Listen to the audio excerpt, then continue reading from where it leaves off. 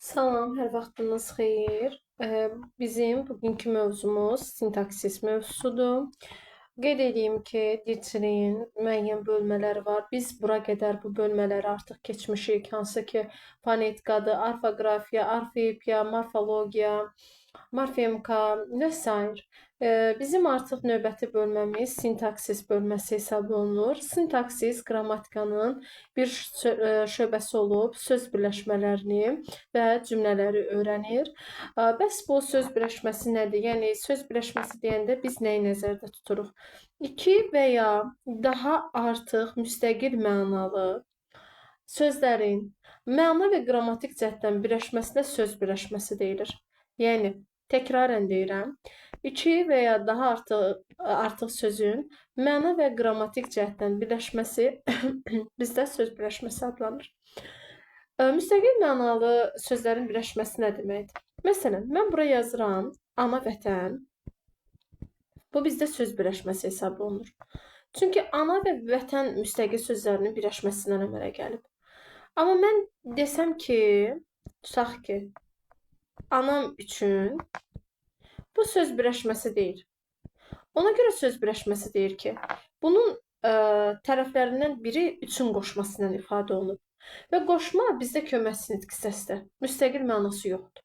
O halda deyərəm ki, onda anam üçün bizdə söz birləşməsi hesab olunmur. Çünki tərəflərdən biri müstəqil mənaya malik deyil. Amma ana vətəndə hər iki tərəf müstəqil mənaya malik olduğu üçün biz qeyd elədik ki, ana vətən bizdə söz birləşməsidir. Yadda saxlamaq lazımdır ki, köməkçi fe'llər, yəni etmək, eləmək, olmaq, ol, bil, et, qıl hissəcikləri var ki, bunlar bizdə köməkçi fe'llər hesab olunur və bunlar söz birləşməsinə əmələ gətirmir. Məsələn, belə deyək, tutaq ki, yazıram bura namaz qılmaq. Bu bizdə söz birləşməsi deyil. Bu bizdə sadəcə ayrı yazılan mürəkkəb fe'l hesab olunur. Və yaxud bura yazıram belə. Kömək etmək. Bu bizdə söz birləşməsi deyil. Bu bizdə sadəcə mürəkkəb fe'l hesab olunur. Yəni ol, et, bil, qıl hissəcikləri bizdə söz birləşməsini formalaşdırmır. Bunlar sadəcə mürəkkəb fe'ldir. Amma sintaktik təhlil zamanı mən mürəkkəb fe'lləri cümlənin sadə üzvü kimi götürürəm. Bundan sonra söz birləşmələri bizdə deməli sadə və mürəkkəb olmaqda iki hissəyə bölünür. Məsələn, yazıram bura ananın sevgisi. Bir də yazıram ki, ananın böyük sevgisi. Bu bizdə birinci nümunə, bu da bizdə ikinci nümunə. Baxın, birinci nümunə iki dənə sözdən ibarətdir. Onda bu quruluşuna görə sadədir. Çünki iki dənə müstəqil sözün birləşməsindən əmələ gəlib. Amma ananın böyük sevgisi birləşməsində bu üç dənə sözdən ibarət olduğu üçün artıq bu bizdə mürəkkəb söz birləşməsini təşkil eləmiş olur. Söz birləşməsinin bizdə iki tərəfi olur. Əsas tərəf və aslı tərəf. Bunlar nələrdir? Bunları necə ifadə edirik? Məsələn, yenə yazıram bura. Ananın ürəyi.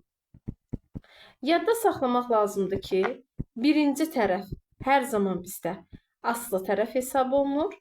İkinci tərəf isə bizdə hər zaman əsas tərəf hesab olunur. Bu bizim konkret qaydamızdır. Bu şəkildə yadda saxlamalıyıq. Burada müəyyən qaydalar verib, söz birləşməsinin sözlə fərqli cəhətləri, oxşar cəhətləri, söz birləşməsinin mürəkkəb sözlə fərqli cəhətləri, oxşar cəhətləri, söz birləşməsinin cümlə ilə fərqli cəhətləri və oxşar cəhətləri. Bunlar qəbula düşmür, qəbul proqramında yoxdur. Yəni kimsə gəlib məndən nəzəri olaraq söz birləşməsindən mürəkkəb sözün fərqini soruşmaz. Belə bir sual tipi indiyə qədər dövlət qulluğu imtahanlarında istifadə olunmayıb. Sadəcə bir detal var ki, son zamanlarda biz müəyyənləşdirə bilmirik ki, dil imtahana hansı hissəni salar, hansı hissədən suallar düşər. Bəzən nəzəri suallar bizim heç təxmin eləmədiyimiz hissələrdən də gələ bilir. Ona görə bunlara sadəcə göz gəzdirmək kifayətdir. Hansı ki, bunları məntiqlə də aşkarlaya biləcəyiniz sual tiplərdir, məntiqlə müəyyənləşdirə biləcəyiniz belə deyim nüanslardır. Sadəcə göz gəzdirməyiniz kifayətdir. Yəni əzbərləmək və yaxud üstündə dayanmaq vaxt itkisidir. Növbəti mövzumuz bizdə əsas tərəfin ifadə vasitəsinə görə söz birləşmələrinin növləridir. Əsas tərəfin ifadə vasitəsinə görə söz birləşmələri bizdə ismi birləşmələr və feili birləşmələr olmaqla iki hissəyə bölünür. Əsas tərəfin ifadə vasitəsi nə deməkdir? Məsələn, yazanda ana ürəyi, bir də yazıram ananı qorumaq. Mən bayaq da dedim ki, bizdə əsas tərəf hər zaman ikinci tərəfdir. Yəni burada ürək sözü, burada da qorumaq sözüdür. Əgər ki əsas tərəf isimlə ifadə olunubsa, yəni ürək sözündəki kimi, bu bizdə ismi birləşmədir. Yox, əgər əsas tərəf, yəni ikinci tərəf feillə ifadə olunubsa, bu bizdə feili birləşmədir. Bu asan bir nüansdır. Hərəkətin olub-olmamağına baxırıq. Və əsas tərəfin ifadə vasitəsinə görə müəyyənləşdirdik ki, ismi və feili birləşmələr var. Bundan başqa bu ismi birləşmələrində özlərinin növləri var. Təyinli söz birləşmələri və təyinli söz birləşmələrinə daxil olmayan qeyri-təyinli söz birləşmələri.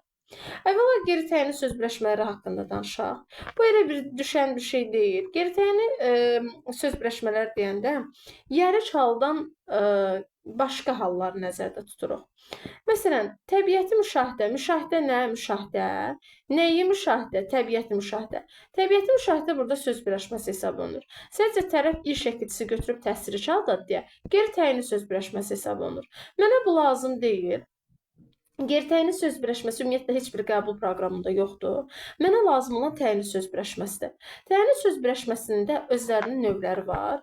Birinci növ təyinli söz birləşməsi, ikinci növ təyinli söz birləşməsi və nəhayət ki, üçüncü növ təyinli söz birləşməsidir. Burada yazıldığı, belə deyim də, yazıldığı təqdirdə mən sizə demirəm, çünki bu hissələr qarışıqdır. Mən sizə sadə dillə izah edirəm. Məsələn, yazıram bura gözəl qız birləşməsini. Gözəl qız birləşməsi bizdə birinci növ təyinli söz birləşməsidir. Qız kim qız? Necə qız? Gözəl qız. Əgər ki, tərəfin biri, yəni aslı tərəf necə sualına cavab verib, cümlədə təyin olursa və əsas tərəf, yəni bu tərəf, istənilən cümlə üzvü mövqeyində, mübtəda, tamamlıq, xəbər, zərflik mövqeyində çıxış edə bilirsə, biz deyirik ki, bu bizdə birinci növ təyinli söz birləşməsidir. Birinci növ təyinli söz birləşməsi olması üçün, yenə qeyd edirəm, mütləq şəkildə tərəf necə, nə cür, hansı, bəzən də nə qədər sualına cavab verməlidir. Növbəti söz birləşməmiz bizdə ikinci növ təyinli söz birləşməsidir. İkinci növ təyinli söz birləşməsi əslində qeyri-müəyyənlik bildirən yərişal tapmaqdır. Məsələn, kitab üzü birləşməsində baxıram ki, üzü sözü mənsubiyyət şəkilçili sözdür. Hansı hal bizdə özündən sonra mənsubiyyət şəkilçisi tələb edir? Təbii ki, yərişal. Baxıb görürəm ki, yərişalın birinci tərəfində heç bir şəkilçisi iştirak eləməyib. Deməli, bu bizdə qeyri-müəyyənlik bildirən yərişaldır. Yəni, belə deyək, ikinci növ təyinli söz birləşməsidir. Deməli, əgər birinci tərəf heç bir şəkilçi götürməzsə, yəni birinci tərəf ismin qeyri-müəyyənlik bildirən yərişalında, ikinci tərəf isə üçüncü şəxsin təklinin mənsubiyyət şəkilçisini qəbul edərsə, biz deyirik ki, ikinci növ təyinli söz birləşməsidir. İkinci növ təyinli söz birləşməsinin tərəfləri heç vaxt eyni zamanda cəmlənmir. Məsələn, kitab üzvləri deyə bilmərəm. Cəmlənmə yoxdur. Yəni, qeyri-müəyyən yəriç halda və yaxud ikinci növ təyinli söz birləşməsinin hər iki tərəfi eyni zamanda cəmlənə bilmir. Mən kitablar, üzvlər deyə bilmərəm. Yalnız ikinci tərəf cəmlənə bilər. Birinci tərəf cəmlənə bilmir. Bəzi istisnalar var. Bunlar hansılardır? Məsələn, həmkarlar, ittifaqları, elmlər, doktorları, atalar, sözləri. Bunlar istisnadır ki, baxın həmin bu hissədə yazıb qocalar evləri, həmkarlar ittifaqı, elmlər namizədləri, elmlər doktorları. Bunlar sadəcə istisnadır. Çünki bunlar ikinci nöqtənin söz birləşməsi olmasına baxmayaraq tərəf eyni zamanda cəmlənmiş olur. Və yaxud mən ikinci nöqtənin söz birləşməsinin tərəfləri arasında heç bir söz daxil edə bilmirəm. Kitab geniş üzü deyə bilmərəm. Aydın məsələdir ki, mən bura geniş sözünü əlavə edə bilmərəm. Bu artıq məntiqsiz bir cümlə strukturu olar. Növbəti söz birləşməsi bizdə üçüncü nöqtənin söz birləşməsidir. Məsələn, kitabın üzü. Bunun qeyri-müəyyənlik bildirən gəlişaldır və ya ikinci nöqtənin söz birləşməsindən fərqi odur ki, birinci tərəf müəyyənlik bildirən gəlişalda olur. Yəni, hər iki tərəfdə şəkilçi istifadə olunur. Hər iki tərəf plusdur. Hər iki tərəfdə şəkilçi var. Birinci tərəf müəyyənlik bildirən gəlişal, ikinci tərəf mənsubiyyət şəkilçisi ismi birləşməyə üçüncü nöqtənin söz birləşməsi deyilir. Üçüncü nöqtənin söz birləşməsinin tərəfləri eyni zamanda cəmlənə bilər. Kitabların üzvləri eyni zamanda cəmlənir. Və onun arasına, yəni tərəfləri arasına istənilən qədər söz daxil edə bilərəm. Və yaxud belə deyək də, kitabın geniş üzü, kitabın böyük üzü, kitabın rəngli üzü və s. Mən hətta bir yerdə də bir neçə söz daxil edə bilərəm. Kitabın böyük, geniş, rəngli üzü. Bu sözləri bir anda da bu söz birləşməsinin tərəfləri arasına daxil edə bilərəm. Mənim heç bir məhdudiyyətim yoxdur. Növbəti birləşmə bizdə artıq fe'li birləşmə hesab olunur. Fe'li birləşmə çox asandır. Ümumiyyətlə fe'li birləşməni tapmaq üçün biz şəkilçilərə fikir verməliyik. Burada məsdər tərkibləri var, fe'li sifət tərkibləri var və fe'li bağlama tərkibləri var. Məsələn, mən deyirəm vətəni sevmək. Vətəni sevmək birləşməsində əsas tərəfdə sözün kökü sevdi, magmək məsdər şəkilçisidir. Deməli, bu məsdər tərkibidir. Çünki əsas tərəfdə magmək şəkilçisi istifadə olunub. Amma əsas tərəfdə, məsələn, istifadə olunsa ki, acaq, ası, malı, dığı, an, mış. Bax, bu şəkilçilər istifadə olunsa, biz avtomatik deyəcək ki, bu fe'li sifət tərkibidir. Məsələn, baxın, əmri hazırlayası. Hazır sözün kökü la leksik şəkilçi, y bitişdirici ası artıq bizdə fe'li sifət şəkilçisi hesablanır. Deməli, bu fe'li sifət tərkibi hesablanır. Mən fe'li bağlamanı tapmaq üçün bu dəfə də fe'li bağlamanın şəkilçilərini axtarmalıyam. Təkrarlanan AA şəkilçisi, məsələn, arkən şəkilçisi, dıqca şəkilçisi, sonra dıqda şəkilçisi, ınca şəkilçisi, ınca, sonra ıb şəkilçisi, araq şəkilçisi. Bunların hamısı bizdə fe'li bağlama şəkilçisi hesab olunur və fe'li bağlamanı formalaşdırmış olur. Yəni, fe'li bağlama tərkibini formalaşdırmış olur. Məsələn, vətəni sevəndə sev sözün köküdür. Bu birləşmədə sev sözün köküdür, andəndə fe'li bağlama şəkilçisi hesab olunur. Deməli, vətəni sevəndə birləşməsi bizdə fe'li bağlama tərkibi hesab olunur. Bu bizim söz birləşmələri haqqında müəyyən məlumatımız. Növbəti mövzumuz bizdə sintaktik əlaqələrdir. Ümumiyyətlə, yadda saxlamaq lazımdır ki, dilçilikdə iki cür əlaqə mövcuddur. Sintaktik əlaqə deyəndə iki cür əlaqə nəzərdə tutulur. Bir məna əlaqəsi, bir də sintaktik əlaqə. Əslində, biz məna əlaqəsi haqqında çox danışmışıq. Mən hər zaman deyirəm ki, məna əlaqəsinin olması üçün müəyyən qədər, belə deyək də, semantik məntiq lazımdır. Deyirəm ki, Bakı çox gözəl şəhərdir, çünki dağın ətəyində yerləşir. Burada heç bir məna və yaxud semantik əlaqə yoxdur. Bəli, Bakı gözəl şəhərdir, amma Bakı dağın ətəyində yerləşmir. Mən desəydim ki, tutaq ki, Şəki gözəl şəhərdir, çünki dağın ətəyində yerləşir. Burada semantik əlaqə olardı. Çünki doğrudan da Şəki dağın ətəyində yerləşir. Amma Bakı dağın ətəyində yerləşmir. Mən desəydim ki, Bakı gözəl şəhərdir, çünki dənizin kənarında yerləşir. Burada semantik əlaqə olardı. Amma dağın ətəyində yerləşir deməyim artıq bu əlaqəni pozmuş olur. Çünki qeyd olunduğu kimi Bakı dağın deyil də dənizin kənarında yerləşir. Bu bizim məna əlaqəmizdir. Növbəti bir əlaqəmiz isə sintaktik əlaqədir. Biz sintaktik əlaqə deyəndə burada sözlərin bir-biri ilə məna və sintaktik cəhətdən bağlanması nəzərdə tutulur. Ümumiyyətlə, qrammatik cəhətdən əlaqələnmə iki cür olur. bizdə tabiçilik əlaqəsi və tabirlik əlaqəsi. Tabiçilik əlaqəsində biri digərindən asılı olmur, bərabər hüquqlu olurlar. Bunlara daha çox həmcins üzvlər daxildir. Məsələn, deyirəm ki, baxın bu cümləyə baxıram, bax bu cümlədə. Bu cümlədə deyir ki, mənə bu gün mərd və fədakar, istedadlı insanlar gərəkdir. Gərəkdir kim insanlar? Hansı insanlar istedadlı insanlar? Hansı insanlar fədakar insanlar? Hansı insanlar mərd insanlar? Hər üç söz hansı sualına cavab verdi? Hər üç söz cümlədə təyin oldu. Deməli, bunlar bərabər hüquqlardır. Sanki, belə düşünək, iki həmcinsin, belə deyək də, iki kişinin, iki qadının eyni hüquqları olduğu kimi, həmcins üzvlərinin hüququ eyni olur. Yəni, eyni suala cavab verir və yaxud eyni cümlə üzvü olur. Tabirlik əlaqəsi isə elə deyil. Biri digərindən asılı olur, biri digərini izah edir. Və tabirlik əlaqəsi bizdə üç cür olur. Uzlaşma əlaqəsi, idarə əlaqəsi və yanaşma əlaqəsi.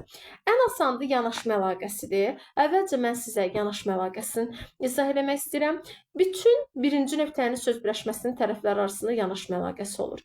Məsələn, mən deyirəm ki, tutaq ki, gözəl qız. Bayaqki birinci nöqtənin söz birləşməsində izah etdiyim nümunə. Qız kim qız? Necə qız? Gözəl qız. Əgər birinci nöqtənin söz birləşməsidirsə, tərəf necə sualına cavab verirsə, artıq orada yanaşma əlaqəsi var. Yəni, belə deyək də, burada aslı tərəf, əsas tərəf, hər ikisi birinci nöqtənin söz birləşməsini təşkil edir.